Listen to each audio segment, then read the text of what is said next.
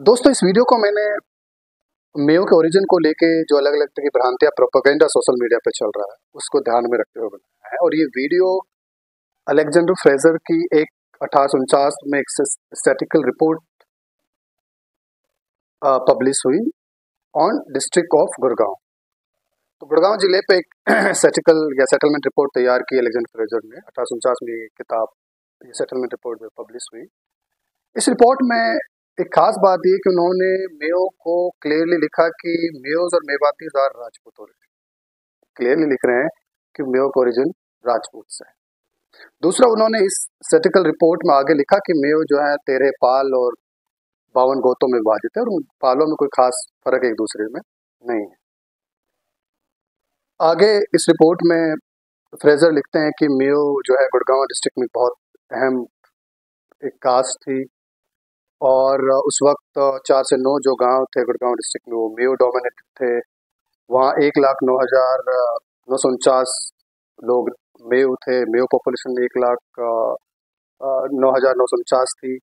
इसके अलावा 2,97,048 एकड़ जमीन मेयो के पास थी। तो अच्छी खासी जमीन गुड़गांव डिस्ट्रिक्ट में मेयो के पास हुआ करती थी 1840 और 50 के दशक। इसके अलावा उन्होंने अलेक्जेंडर फ्रेजर ने यह भी लिखा कि मेयो कौम जो आज इस्लाम फॉलो करती है, इसमें कोई शक नहीं है, लेकिन उनकी जो प्रैक्टिसेस हैं या हैबिट्स हैं या रिचुअल्स हैं वो राजपूतों से मिलती जुलती। आगे उन्होंने अंत में बहुत इंटरेस्टिंग जो बात फ्रेजर ने लिखी वो ये कि उन्होंने फिरोजपुर जिरका के बारे में लिखा कि फिरोजपुर जिरका एक वो परगना था जो मेयो डोमिनेटेड परगना था और इससे खूबसूरत ब्यूटीफुल कल्टीवेशन, उससे खूबसूरत खेती बाड़ी उन्होंने पूरे इंडिया में नहीं। दूसरा, उन्होंने इसी के साथ लिखा कि जमीन से लगाव मेयो कौम से ज्यादा या अपनी जमीन से लगाव मेयो कौम से ज्यादा मजबूत किसी भी और रेस या जाति में पूरे इंडिया में।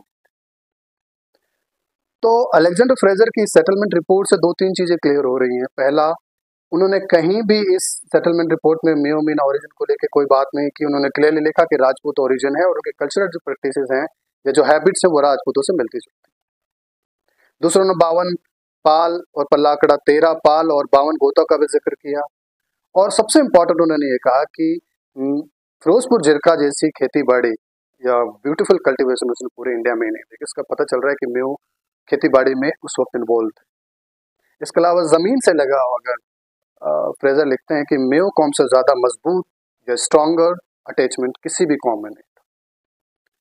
तो अब सवाल ये उठता है कि ये फिर मेयो मीना का आइडिया कब डेवलप्ड हुआ। तो ये बात क्लियर हो रही है कि अर्ली अंग्रेजी जो भी डॉक्यूमेंट्स हैं उसमें कहीं मेयो मीना का जिक्र नहीं है।